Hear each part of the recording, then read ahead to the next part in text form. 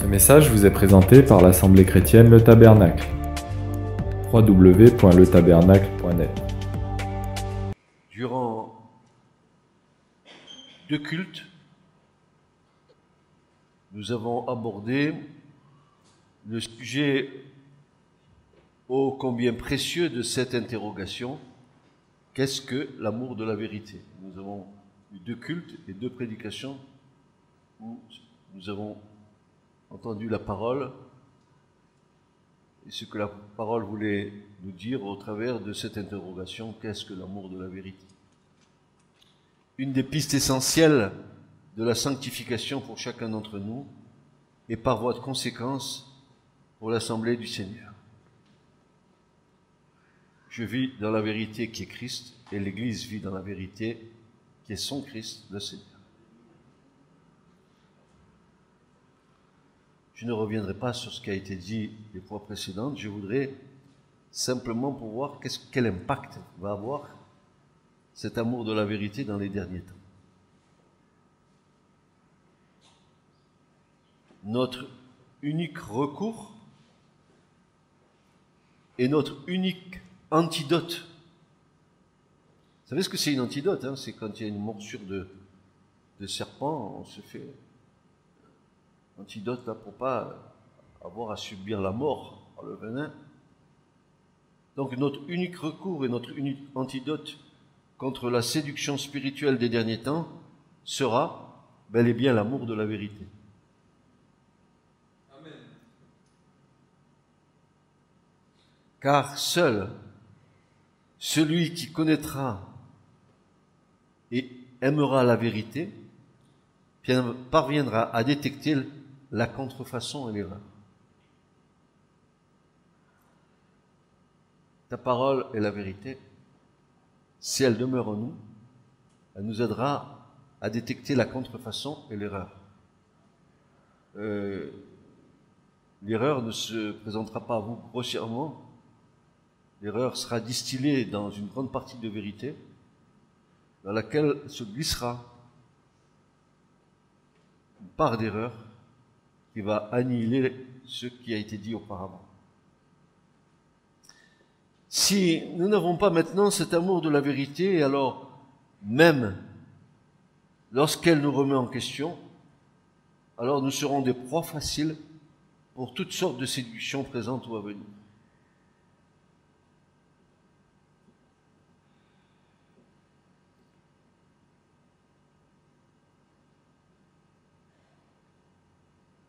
Si nous n'avons pas maintenant cet amour de la vérité, et alors même lorsqu'elle nous remet en question, nous serons des proies faciles pour toutes sortes de séductions présentes ou à venir. D'autre part, c'est aussi la raison pour laquelle, à la fin des temps, beaucoup de personnes seront perdues et beaucoup de personnes seront séduites. Alors, est-ce que j'affirme quelque chose qui concerne bien la fin des temps? Voilà ce que l'apôtre Paul va nous déclarer dans la 2e aux Thessaloniciens, au chapitre 2 et au verset 9 à 12. Paul va nous déclarer ceci concernant la fin des jours. 2 Thessaloniciens, chapitre 2, versets 9 à 12. Il nous dira ceci. L'apparition de cet impie se fera par la puissance de Satan, avec toutes sortes de miracles, de signes et de prodiges mensongers, et avec toute séduction de l'iniquité pour ceux qui périssent, parce qu'ils n'ont pas reçu l'amour de la vérité pour être sauvés. Aussi, Dieu leur envoie une puissance d'égarement pour qu'ils croient aux mensonges.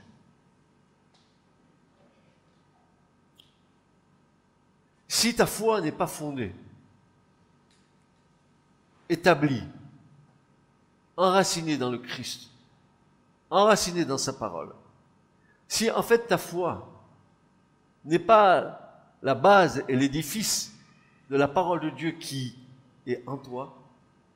Lorsque viendra l'erreur, si tu n'es pas ancré dans le Christ, si tu n'es pas enraciné en lui, l'erreur te séduira. Parce que la parole de Dieu ne sera pas en toi pour faire échec aux ténèbres qui viennent se présenter devant toi. Alors, ça, c'est pas nouveau. Parce que dès le début de la création, le point central de la relation de l'homme avec Dieu a été toujours de la part de l'homme dans une espèce d'ambivalence, comme nous disions, n'est-ce pas, vendredi soir, quand la création de Dieu, la temporelle a été faite, il y a une ambivalence, le jour, la nuit, l'homme, la femme, etc. Sur la terre, c'est toujours par deux.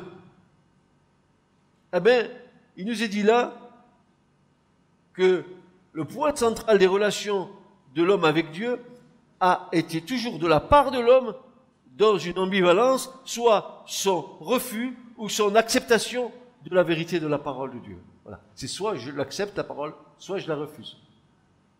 Soit je crois, soit je crois pas. Soit je crois aux idoles, soit je crois en Dieu.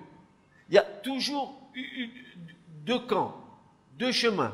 D'ailleurs, Dieu dit dans le Deutéronome, il va dire à Israël, voilà, je mets deux chemins devant toi, le chemin de la vie, de la bénédiction, et le chemin de la mort et de la malédiction. Et moi, ton Dieu, je te demande de choisir. Et c'est à toi de choisir la vie. Ok? C'est ce que l'Écriture nous enseigne. Alors, une question essentielle se pose. Pourquoi certains chrétiens peuvent-ils être séduits? Dans tous les cas, ce sont ceux et celles qui n'ont pas l'amour de la vérité qui le seront. Tu pourrais dire, mais tous ceux qui disent chrétiens, ils ont l'amour de la vérité. Non, c'est pas vrai. Parce que je vais vous dire une chose, que on reconnaît ceux qui ont l'amour de la vérité au prix qu'ils ont à payer dans leur vie pour demeurer dans cette vérité. Le combat qu'ils mènent envers eux-mêmes, envers leurs prochains, pour être et demeurer dans la vérité. C'est un combat. Et c'est le combat de la sanctification, comme par ailleurs le fait qu'à un moment donné, dans le chemin de la sanctification, Dieu puisse nous demander de nous taire, de ne pas ouvrir notre bouche. C'est un signe de la sanctification. Quand tu es attaqué injustement, la première réaction, c'est que tu voudrais te défendre ou t'auto-défendre. Eh bien, Dieu te dit, tais-toi, car c'est moi ta justice. C'est moi qui te justifierai. Tu n'as pas besoin de te justifier. Et ça, c'est une marche dans la sanctification. Se taire, comme Dieu le veut. Avoir l'amour de la vérité, c'est marcher dans ce chemin de sanctification. Cette alternative se pose encore aujourd'hui, que ce soit pour l'homme en général ou pour le chrétien en particulier. C'est la vie dans le temporel, d'être toujours confronté à deux dualités, à deux choix. On l'a vu, la vie, la mort, la vérité et le mensonge. La vérité et le mensonge. Alors, bien sûr qu'il n'est pas question, les camps sont tranchés, il n'est pas question de vérité et de demi-vérité et de mensonge. Il n'y a pas une voie particulière, une troisième voie que nous pourrions emprunter, qui nous dit que nous disons un peu de vérité, mais avec un pieux mensonge au bout. Que votre oui soit oui et votre non soit non. Que votre vérité soit vérité, mais que votre mensonge soit mensonge.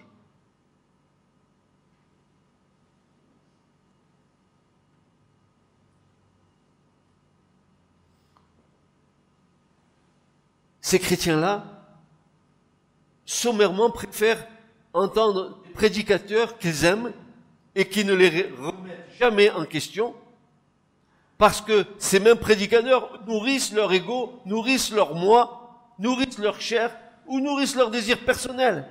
Ils pensent pouvoir être chrétiens tout en faisant ce qu'ils veulent et ce qui leur plaît. En somme, ils veulent d'un Jésus et d'un évangile sans la croix.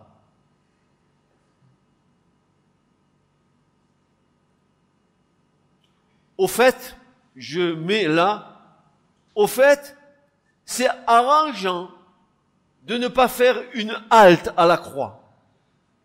Ça m'arrange de l'éviter. Et je me dis être chrétien. Voilà ma gloire, mon espérance, mon chant d'amour et de bonheur. Je suis chrétien, alléluia, et alléluia, alléluia quoi. Combien sont vraies et prophétiques les paroles de l'apôtre Paul lorsqu'il dit « Car il viendra un temps où les hommes ne supporteront plus la saine doctrine, mais ayant la démangeaison d'entendre des choses agréables, ils se donneront une foule de docteurs selon leurs propres désirs et détourneront l'oreille de la vérité et se tourneront vers des fables. » 2 Timothée 4, versets 1 à 5.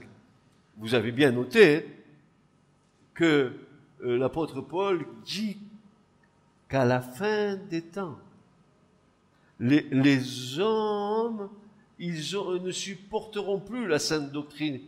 Ils ne supportent plus la sainte doctrine. Vous savez pourquoi? Parce que la doctrine, la vraie doctrine de Dieu, met les gens mal à l'aise dans ce qu'ils sont en réalité dans leur vie. Il n'y a pas mieux que la parole de Dieu qui vient à un moment donné précis dans une prédication pour venir trancher ou séparer en toi les choses dans lesquelles tu fais des compromis.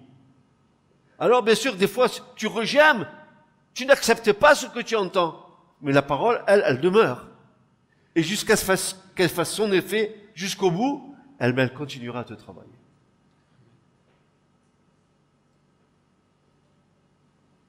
Paul dit que dans l'époque où nous vivons, dans les temps où nous vivons, l'Église du Seigneur, n'est-ce pas, va s'amasser une foule de faux docteurs. Ils ont envie d'entendre des choses qui leur sont agréables, c'est-à-dire des choses qui ne les remettent pas en question, mais ils veulent entendre de la part de ces faux docteurs la bénédiction qui va les enrichir.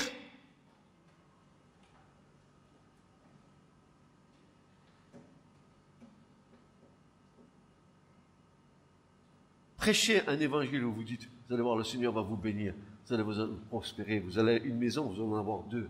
Vous avez un champ, vous en aurez 2. Le Seigneur va...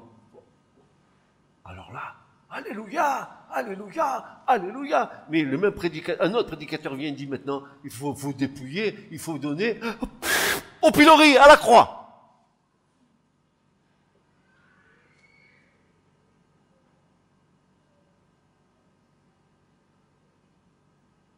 Quand vous abondez pas dans le sens de la chair, de l'ego et du moi, paf, le retour de manivelle. Alors oui, il viendra un temps où les hommes ne supporteront pas la saine doctrine. La saine doctrine, la saine doctrine. La doctrine, elle est saine. Saine. Saine et sainte.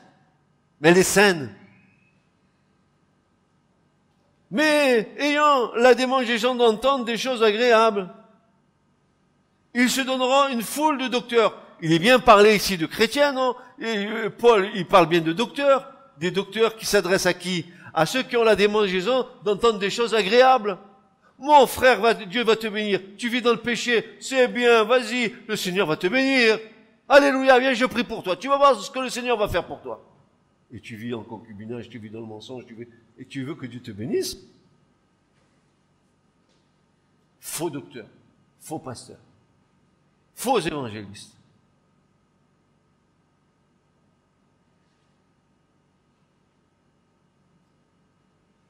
C'est précisément cet amour de la vérité qui nous préservera des tromperies de notre propre cœur mauvais et des ruses du diable.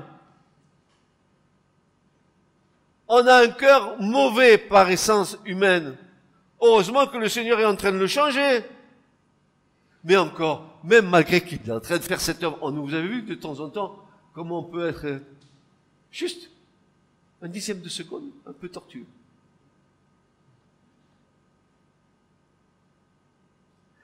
La vérité est bonne en elle-même. Elle est pour l'âme ce que la lumière est pour le corps. Il est naturel pour l'homme d'aimer la lumière et anormal de la fuir. Accueillons donc la vérité avec amour, afin de mieux la comprendre, l'apprécier et de pouvoir bénéficier de ses bienfaits. Jésus a dit, vous connaîtrez la vérité et la vérité vous rendra libre. Jean 8, 32. La vérité vous rendra libre. Amen. Libre du péché, libre du mensonge, libre de la calomnie, libre de la médisance, qui, au passage, mes bien-aimés frères et sœurs, pour votre éclairage spirituel, le mot médisance dans l'écriture, c'est le mot diabolos. Vous avez bien compris d'où vient la médisance. Diabolos, la racine. Chaque fois que vous médisez sur une personne, sur un frère ou sur une sœur, vous êtes en train de faire l'œuvre de l'ennemi. Vous diabolisez. Amen. Eh oui.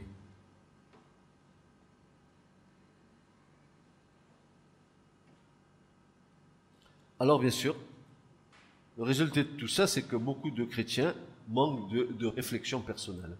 Vous allez voir, on est dans un temps de la société où l'homme ne veut plus faire d'efforts, il veut être complètement assisté, tout lui est dû, il veut recevoir tout sans effort. Mais tu sais que pour recevoir des révélations de la parole de Dieu, les efforts qu'il te faut faire, faites tous vos efforts, dira Paul. Des efforts à quoi? De te tenir devant la face de Dieu, de scruter les Écritures, de prier, de ne pas avoir un moment dans ta journée où tu n'invoques pas le Seigneur pour ses bontés, que tu sois en relation avec lui. Une autre raison importante pour laquelle certains chrétiens sont facilement séduits est le fait qu'ils ne prennent pas le temps de la réflexion pour eux-mêmes. J'ai plus le temps de réfléchir. Moi, il me faut tout, plat préparé, paroles déjà enveloppées, ça y est, tout est fait. J'ai rien, aucun effort à faire. Je veux juste prendre pour emmagasiner pour moi, mais ça va servir à rien. À rien. Car ce qui restera gravé dans ton cœur, c'est ce que tu auras été chercher dans ta relation avec Dieu en profondeur qui restera dans ton cœur. C'est pas que ce que tu écouteras de moi. Ce que tu vas écouter de moi, ce que tu écoutes, ça va rester à 40% dans ton cœur. Il est dit que ce qui est prêché va rester entre 40 et 50% dans le cœur de la personne, alors que ce qui est écrit, ça reste à 90% dans le cœur.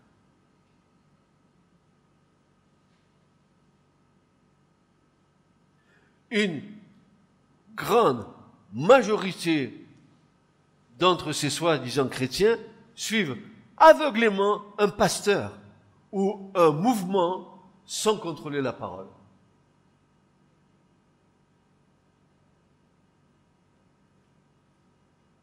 Quelle erreur. Tu es en train d'être mené dans les temps de feu et de soufre en disant Alléluia.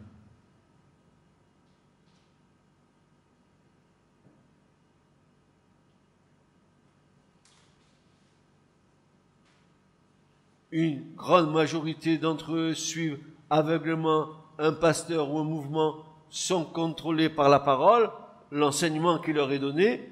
Il est en effet beaucoup plus facile de laisser les autres penser à votre place, car lorsque les choses iront de travers, vous pourrez alors les blâmer et passer vous-même pour des victimes. C'est pas moi, c'est à cause du pasteur. C'est à cause de l'enseignant. C'est pas moi, c'est à cause de lui. Menteur. Si tu avais fait ton travail devant Dieu, tu serais capable de reprendre quelqu'un qui dirait une bêtise en prédication.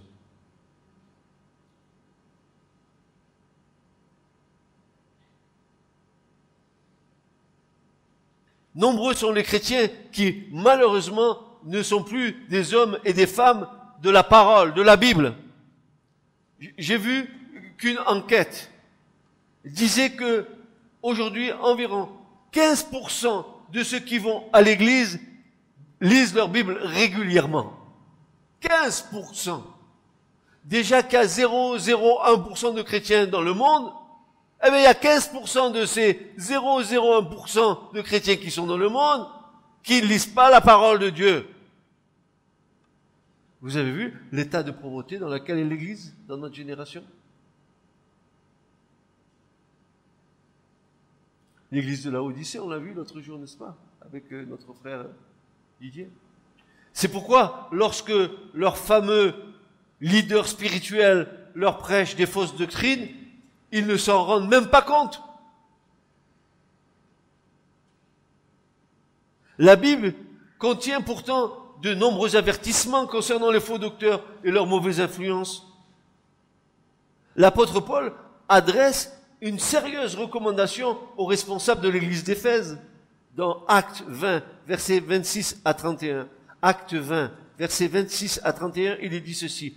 Prenez donc garde à vous-même et à tout le troupeau sur lequel l'Esprit Saint vous a établi comme ancien, comme évêque, pour paître l'église du Seigneur, qu'il s'est acquise par son propre sang. Je sais, dit Paul. Je sais, dit Paul. Comment il sait, Paul? Je sais qu'il s'introduira parmi vous après mon départ des loups cruels qui n'épargneront pas le troupeau et qu'il s'élèvera au milieu de vous des hommes qui enseigneront des choses pernicieuses pour entraîner les disciples après eux. Veillez donc, vous souvenant que durant 3 années, je n'ai cessé nuit et jour d'exhorter avec larmes chacun de vous. Voyez le berger, ce que c'est qu'un berger qui pleure. Mais Paul, il dit, j'ai passé 3 ans au milieu de vous. Je vous ai enseigné les choses du royaume. Une œuvre fantastique a été faite à Éphèse. C'était le centre mondial de l'idolâtrie. Paul est venu. Tout est tombé par terre. Tout est tombé par terre. Tout l'occultisme est tombé par terre. Paul a fait tout tomber les puissances des ténèbres. L'évangile a été prêché. Une église a été fondée. Et qu'est-ce qui se passe? 3 ans, il reste là. 3 ans, il enseigne. Il leur dit à la fin, je sais que quand je vais partir, eh ben voilà ce qui va se passer. Eh ben, pourquoi? Parce que Paul, il savait très très bien. Toutes les églises qu'il avait fondées, il a bien vu. Il a bien vu ceux qui sont restés attachés au Seigneur. Il a vu ceux qui ne sont pas restés attachés au Seigneur. Et malgré cet avertissement salutaire, malgré qu'il les ait avertis, le résultat ne s'est pas fait attendre. Dans l'église d'Éphèse, dans l'Apocalypse, l'église dont il est parlé là par l'apôtre Paul dans les Actes des Apôtres, cette église d'Éphèse, Jésus la visite, la première église dans l'Apocalypse. Il va lui dire ceci, Apocalypse 2, je connais tout ce que tu fais, je connais tes efforts et ta patience, je le sais, tu ne peux pas supporter les gens mauvais. Certains disent qu'ils sont apôtres, mais ils ne sont pas. Tu as vu ce qu'ils valaient, tu as compris qu'ils mentaient. Dans l'église d'Éphèse, Paul le dit combien d'années avant, la prophétie se réalise, Jésus dit voilà, ici, là, il y a ça. Et pourtant, le réveil est passé dans cette église. Le Saint-Esprit a visité cette église d'Éphèse pendant 3 ans au travers de la personne de Paul. Qui mieux que Paul aurait pu les enseigner sur les choses du royaume? Qui mieux que Paul? Et pourtant, à la fin, avec larmes, il dit que je sais que des loups ravisseurs, ils vont entrer, ils vont vous enseigner des choses pernicieuses qui ne sont pas selon la vérité, mais des choses que les gens vont accepter parce que c'est dans une logique charnelle plutôt qu'une logique spirituelle.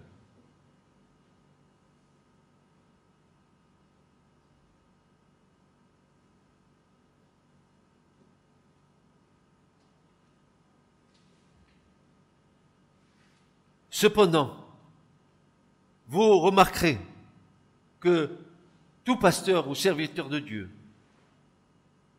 attaché à la sainte doctrine, ne pourra que se réjouir de l'attitude d'un chrétien qui examine tout ce qu'il entend à la lumière des Écritures. Moi, je me réjouis si vous, entendant ce message, vous vérifiez ce que je vous ai dit. Oh, Francis, il est sympa, il est rempli de la parole. Amen, j'écoute. Oh, ouais, quel bon enseignement. Attends, Francis, c'est un homme comme les autres. Hein. Qui je suis, moi? Je suis comme vous. Je peux me tromper. Et si je me trompe, tu dis Amen. Amen! Quand vous voyez dans ces vidéos sur YouTube des foules de gens qui sont dans des rassemblements, le gars il peut dire n'importe quoi sur la scène, tout le monde dit Amen. Par habitude, Amen, Amen. Va te jeter, Amen. Va te faire voir, Amen.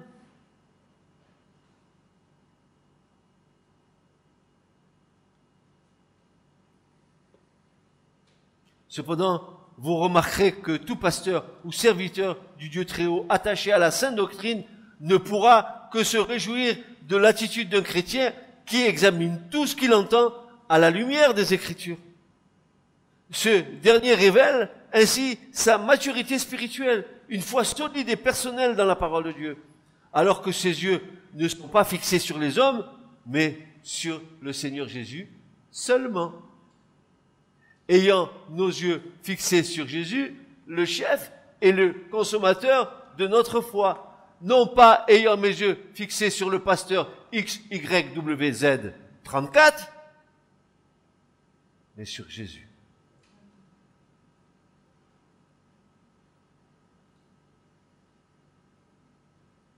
Sur le Christ.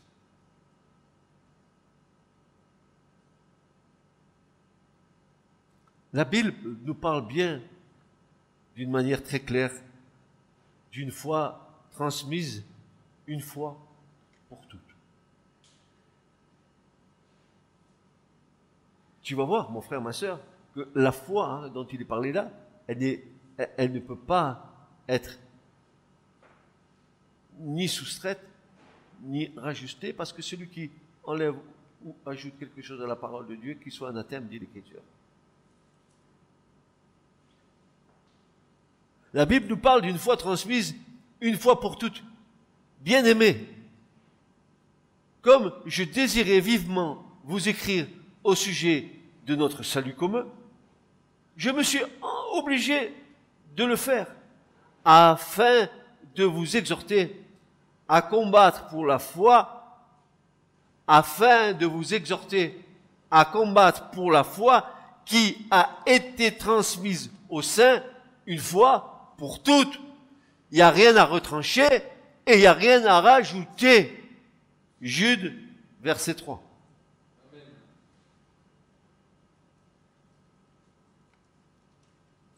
Et l'expression, ici, dans Jude 3, une fois pour toutes, c'est une expression qu'on appelle en théologie apax. C'est une expression qui est unique dans le Nouveau Testament. Vous ne le retrouvez pas ailleurs qu'ici. C'est apax. L'expression, une fois pour toutes, en grec est un apax, c'est-à-dire une expression qui est unique dans tout le Nouveau Testament. Cette expression ici est extrêmement importante car elle comporte l'idée de quelque chose qui est achevé, une foi qui est achevée, une foi qui est complète, une foi pleine et entière. Et cette foi pleine et entière qui nous anime, c'est toute parole est inspirée de Dieu et utile. Inspirée de Dieu. Théos, pneutos. Elle a reçu cette parole, le souffle divin. Elle est animée du souffle divin. Et si toi tu as l'esprit de Dieu, alors la parole va s'animer. Utile pour enseigner, pour reprendre, pour corriger, etc. 2 Timothée 3,16 ou 1 Timothée 3,16 me semble-t-il. Oui, c'est ça. Une fois pour toutes. Une foi transmise, une foi pour toutes.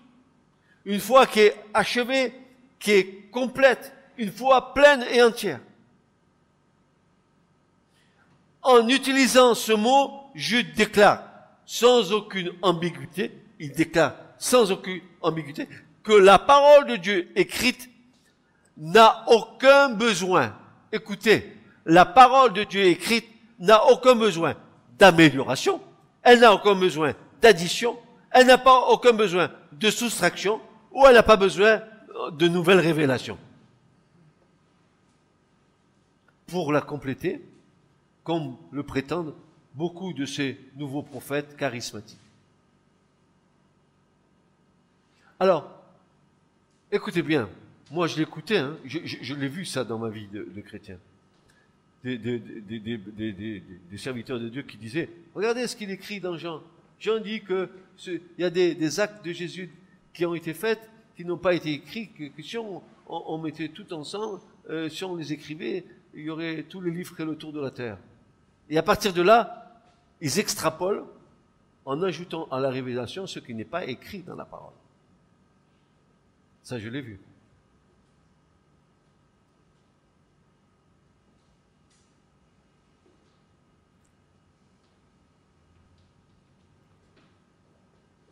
C'est Luther qui disait « Solas scripturas ». Seulement les Écritures.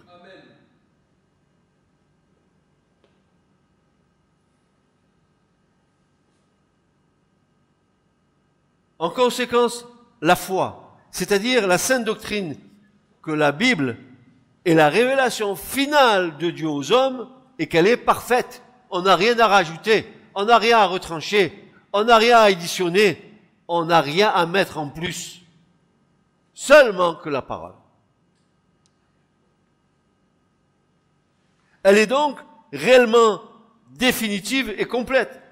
Autrement dit, il n'y a donc plus rien à ajouter ou à retrancher. Remarquez les jugements sévères de Dieu sur ceux qui ont l'audace de faire de telles choses, c'est-à-dire de trafiquer la parole de Dieu à leur avantage. Dans Apocalypse 22, versets 18 à 19, voici ce que Jésus dit. Il va dire ceci, « Moi, je rends témoignage à quiconque entend les paroles de la prophétie de ce livre, que si quelqu'un ajoute à ces choses, Dieu lui ajoutera les plaies écrites dans ce livre. Et que si quelqu'un ôte quelque chose des paroles du livre de cette prophétie, Dieu ôtera sa part de l'arbre de vie et de la sainte cité qui sont écrits dans ce livre. Vous vous rendez compte? Tu n'ajoutes rien, tu ne retranches rien. Quand nous avons cette grâce,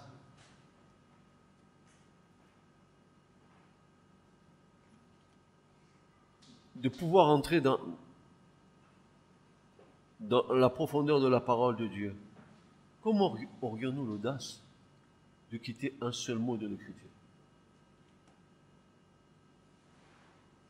Un seul mot.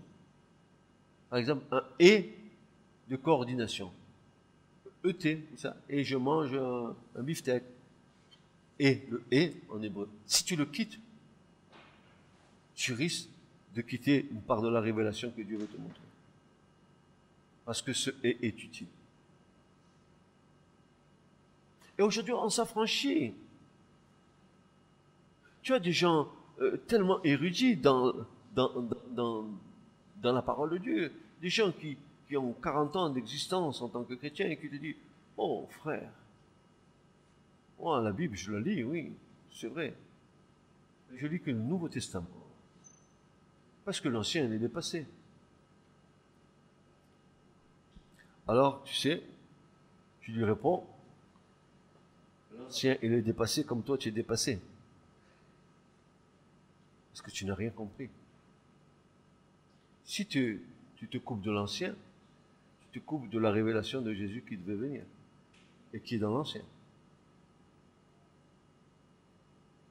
Il y a deux alliances, l'ancienne et la nouvelle. Mais c'est le même Dieu.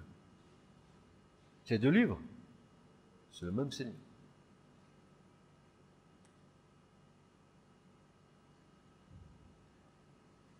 Il y a un Ancien Testament, un Nouveau Testament, c'est le même esprit. Qu'est-ce que tu vas couper? Dieu est-il divisé? Est-ce que le Dieu de l'Ancien Testament, c'est pas le Dieu du Nouveau? Quelle différence y a-t-il?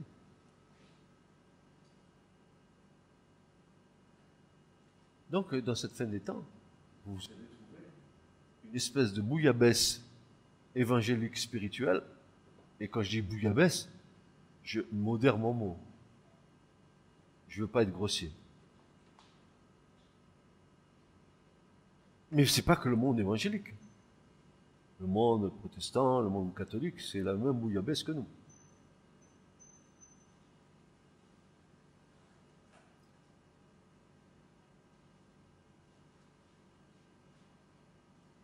En écrivant une fois pour toutes, l'apôtre nous révèle la bataille qui faisait rage concernant la réalité de la parole de Dieu. Les faux prophètes et les faux docteurs essayaient déjà à ce moment-là d'ajouter à cette parole de nouvelles expériences qui n'étaient pas dans l'Écriture.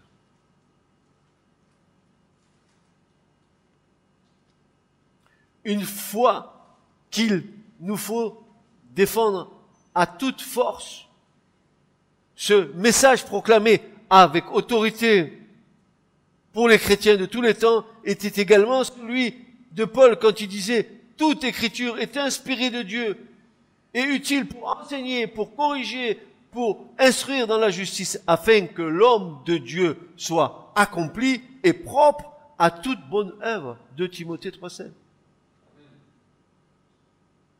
Est-ce que vous comprenez ce que je suis en train de vous dire, mes frères et sœurs? Et quand je parle de mes frères et sœurs, je ne parle pas de l'assemblée qui est là, je parle de tous mes frères et sœurs qui, sur la surface du globe, écoutent nos messages. Je les interpelle à ces frères et ces sœurs.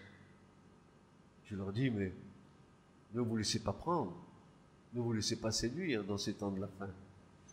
Beaucoup, vous savez ce que c'est la démangeaison des choses agréables? C'est des choses qui ne les engagent pas trop dans la foi. Ils veulent récolter les bénéfices de la foi, mais ils n'ont pas de foi. Ils se servent du nom de Jésus, mais ils n'ont pas de foi. Ils ont un Jésus tiroir. Ils ouvrent le tiroir quand ils en ont besoin, ils passent une difficulté. Jésus, si tu existes vraiment, et si ils sont bénis, ils referment le tiroir, et c'est fini avec Jésus, jusqu'à la prochaine. Ils ne voient pas ce que Dieu est en train de faire. Ils ne voient pas la main de Dieu sur leur vie.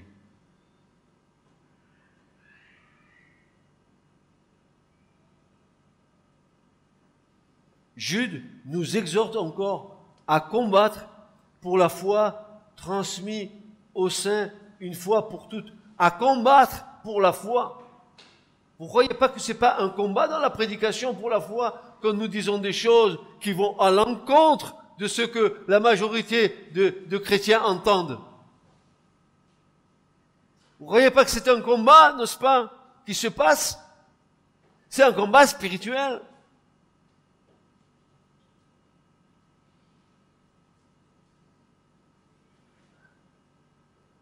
Le mot combattre, ici dans le texte de Jude, dans sa racine grecque, il vient du mot agonie et veut dire littéralement lutter, souffrir, combattre un combat, faire des efforts inouïs et exténuants, combattre pour la foi. Ça je comprends. Ça je comprends. Je comprends absolument ce que ça veut dire. Ce mot est utilisé en parlant de l'agonie de notre Sauveur à la croix ou du lutteur et athlète qui lutte de toutes leurs forces pour remporter la victoire. Alors que lorsque Jude utilise ce terme combattre, il ne veut pas seulement dire qu'il faut garder la foi avec beaucoup de soin ou de l'estimer hautement. Ce mot signifie surtout qu'il faut lutter de toutes nos forces pour en préserver la pureté de la foi, y travailler énergiquement, utiliser toute notre influence et notre énergie pour la défendre, si nécessaire même, souffrir jusqu'à l'agonie et mourir pour elle.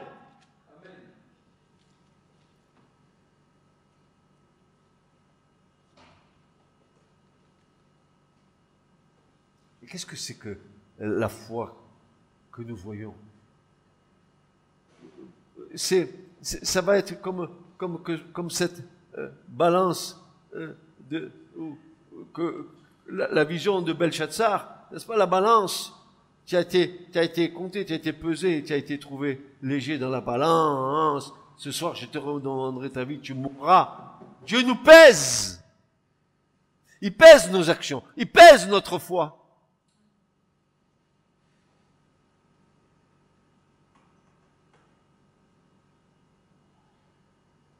Il ne veut pas seulement dire qu'il faut garder la foi avec beaucoup de soin ou de l'estimer autrement. Mais ce mot qui est là, combattre, dans l'épître de Jude, signifie qu'il faut lutter de toute notre force pour en préserver la pureté de la foi. La pureté de la foi. La pureté de la foi.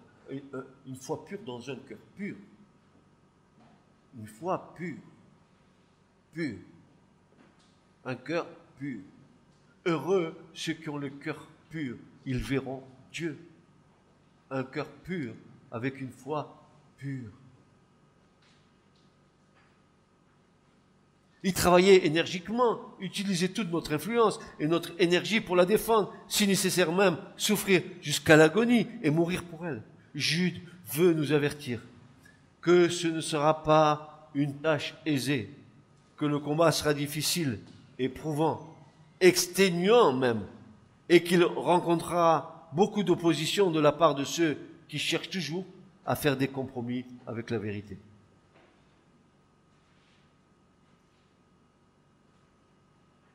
Mais c'est justement dans ce combat que le Seigneur testera le cœur de ses enfants, qui révéleront ainsi qu'ils sont vraiment attachés à lui et à sa parole.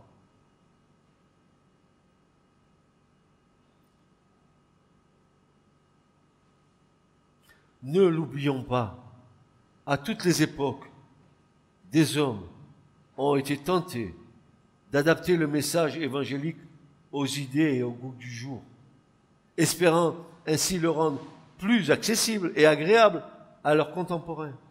C'est pourquoi l'épître de Jude garde toute son actualité dans l'Église d'aujourd'hui. Si elle dérange, ce sont ceux qui ont un esprit de compromis qu'elle dérange, mais certainement pas ceux qui ont l'amour de la vérité.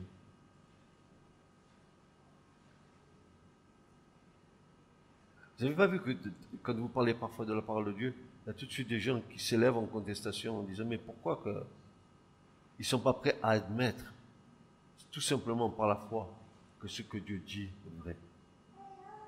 Qu'est-ce que je rajouterai moi avec mon intelligence pour contester avec Dieu?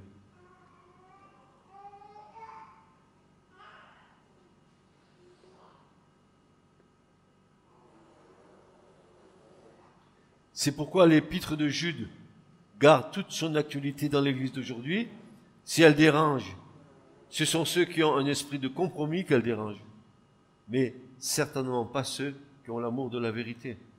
De nos jours, une telle attitude, écoutez bien, de nos jours, une telle attitude de fermeté et de fidélité à l'égard de la parole de Dieu est malheureusement traitée avec suspicion, mépris et condamnation par de nombreux leaders du mouvement charismatique. Et je pose la question, êtes-vous engagé dans ce combat pour la vérité? Êtes-vous prêt à dire la vérité? Est-ce que Jésus a fait des compromis avec la vérité? Est-ce qu'il a été dans l'agonie? Oui. Est-ce qu'il a été dans la souffrance? Oui. Est-ce qu'il a été crucifié? Oui. Qu'est-ce qu'ils ont voulu faire? Faire taire la vérité.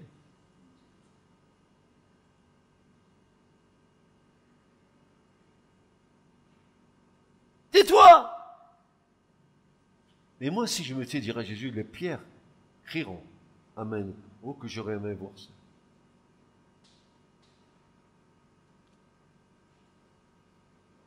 Alors, la nécessité dans cette fin des temps, c'est d'être un chrétien dans la ville de Béret.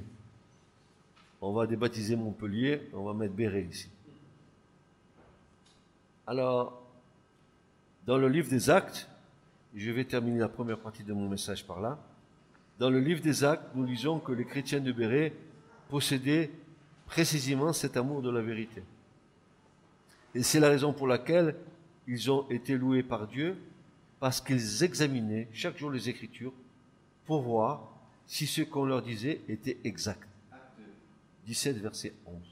Est-ce que tu vérifies ce qu'on te dit, si c'est exact ou pas?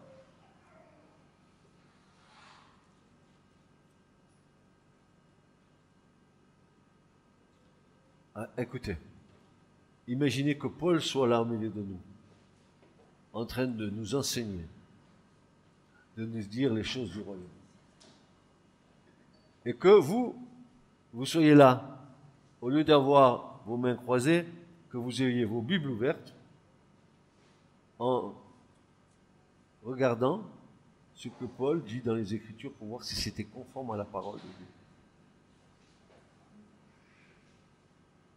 C'était Paul, l'illustre Paul, l'homme de la conversion incroyable, celui qui a rencontré Jésus,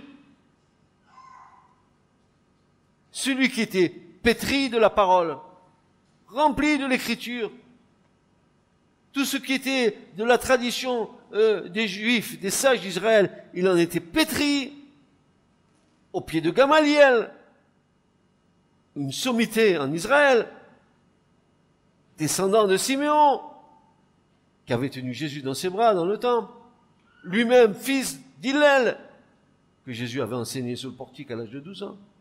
C'est ce Paul-là qui vient à Bérée, et fort de toutes ces choses-là, nous, s'il venait vers nous, on dirait, non, il est trop bardé de trucs, il nous dira jamais des choses qui ne doivent pas être vraies.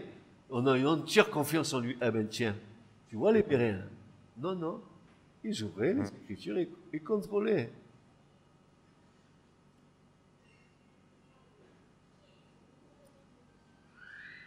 Et alors?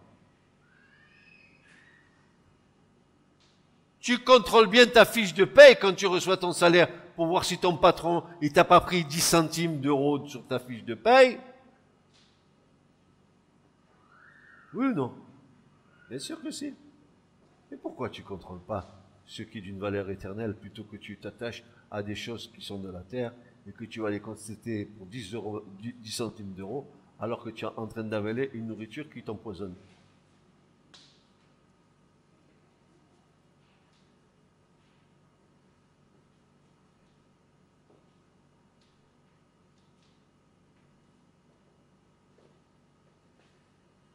Tous ceux qui, aujourd'hui, cherchent à faire comme les chrétiens de Bérée sont taxés d'orgueilleux et de rebelles par certains leaders charismatiques actuels.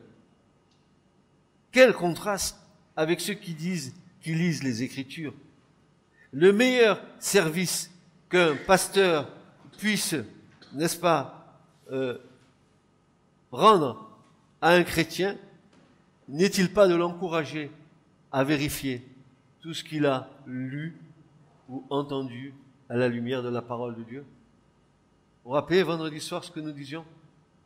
Quand vous lisez un verset biblique, quel est le conseil qui a été donné? Si tu l'as lu dans Luc, va voir ce que dit Matthieu. Et quand tu auras lu Matthieu, va voir ce que dit Marc. Et quand tu auras lu Marc, va voir ce que dit Jean. Et rassemble tout ça et fais-toi une idée du passage. Exerce ton discernement. Notre société, elle est trop assistée. Et on a fait des églises d'assistanat. Et quelqu'un qui est assisté, c'est quelqu'un qui dépend de quelque chose. Si vous êtes assisté dans cette église, vous allez dépendre de moi. Et moi, je ne veux pas que vous dépendiez de moi. Je veux que vous dépendiez du Seigneur.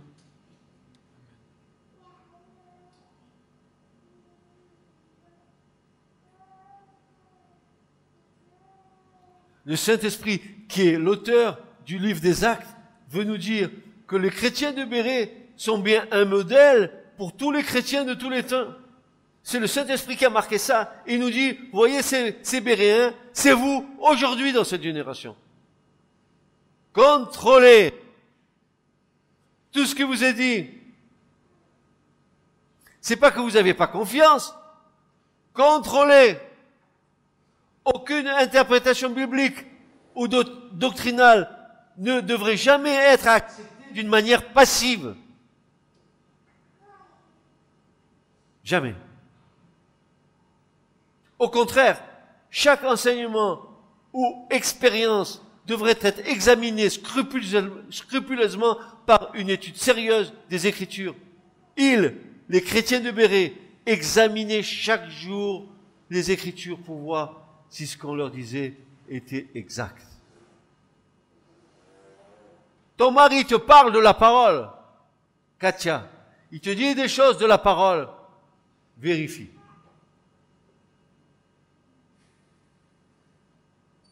Julien, Francis, il te dit des choses de la parole. Vérifie.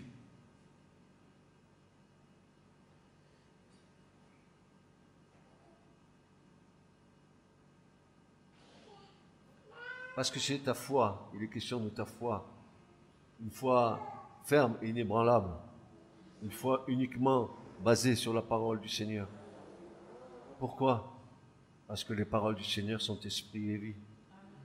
Et une foi qui est basée sur la parole du Seigneur, c'est une foi vivante.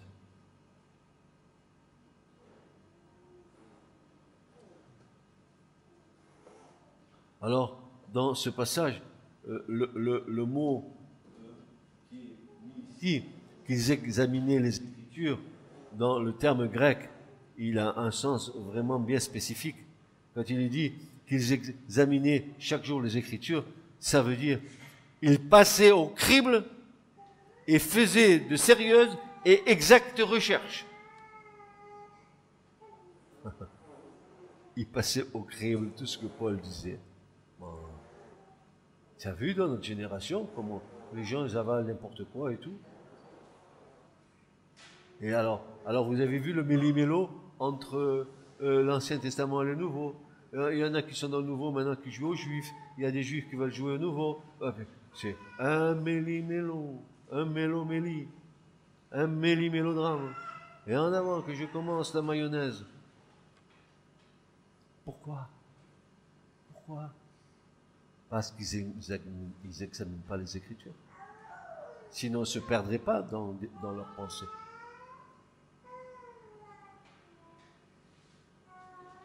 Ce mot veut dire passer au crible. Tu as vu les maçons quand ils ont leur crible là qui passe de la terre, ils remuent comme ça, ils passent au crible, ils retiennent ce qui est bon, ce qui est mauvais le jettent. C'est comme ça que l'Écriture dit, Thessaloniciens, où Paul dit, examinez les prophéties, retenez ce qui est bon et mettez de ce côté ce qui est pas bon. En réalité, Paul il a dit, passez au crible les prophéties. Amen. Retenez ce qui est bon et ce qui est de la chair de côté. De côté. C'est exactement le contraire que nous entendons dans certains milieux de nos jours. Ces derniers exhortent par exemple les chrétiens en disant « Ne cherchez pas à comprendre ni à analyser et mettez votre raisonnement de côté. » Quel aveuglement, alors que ce passage des Actes dit exactement le contraire. Ceci n'est pas laissé à notre bon plaisir, c'est un ordre du Seigneur. Chaque doctrine, chaque expérience devrait être examinée minutieusement à la lumière de la parole de Dieu.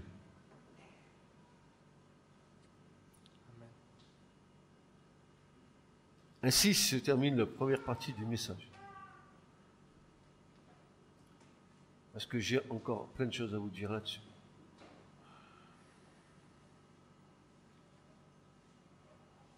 À ceux qui n'ont pas aimé l'amour de la vérité, Dieu leur envoie une puissance d'égarement pour qu'ils croient quoi? Au mensonge. Pardon? Pour qu'ils croient au mensonge? Mais quel mensonge? La parole de Dieu tordue.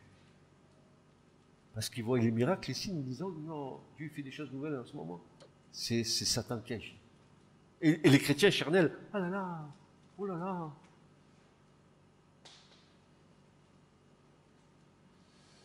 Ainsi, des foules sont séduites et détournés du vrai évangile. Jamais l'évangile du Seigneur, celui qui nous a été donné, celui qui nous a été prêché, nous dit que nous serons dans une espèce de béatitude où tout irait bien du 1er janvier au 31 décembre. Vous avez oublié que Dieu a besoin de nous faire passer par l'épreuve pour nous raboter. Hein? Nos petits défauts. Comment il va faire avec nos défauts? S'il te dit, t'as ce défaut, faut que tu changes. Et tu peux toujours courir pour que tu changes, toi. Si c'est pas Dieu qui fait cette œuvre en toi. Et comment il va le faire? Une petite épreuve est salutaire. Parfois, pour comprendre ce que Dieu veut faire sur ce défaut-là, qui est là. Que tu vois petit, mais qui est gros comme une maison.